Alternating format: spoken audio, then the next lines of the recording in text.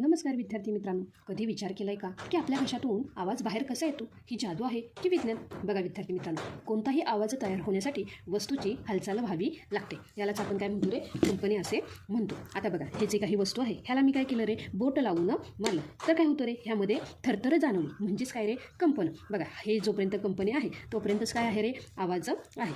बघा, हा जो काही टेबल आहे ह्या टेबलावर मी काय केलं रे? बोटाने वाजवलं तर काय होतं रे? आवाज येतो, कारण हा टेबल काय होतो रे? कंपित होतो. जर टेबलाला मी काय केला रे? हात लावला आणि त्यामुळे काय होत झालं रे? हा टेबल कंपित होण्याचं थांबतं, त्यासोबतच आवाजही थांबतो. किंवा स्वयंपाकघरात तुम्ही गेला असाल आणि चुकून तुमच्या हातून जर ताट खाली पडलं तर काय होतं रे? ते ताट गोल गोल फिरतं, म्हणजेच तिथे काय होतं रे? कंपनी निर्माण होतात. आपण लगेच काय करतो? ताटावर हात ठेवतो, म्हणजेच काय होतं रे? ते जे काही कंपनी आहेत ही आपण त्याच जागी थांबवतो, त्यामुळे आवाज येणं सुद्धा काय होतं रे? बंद होतं.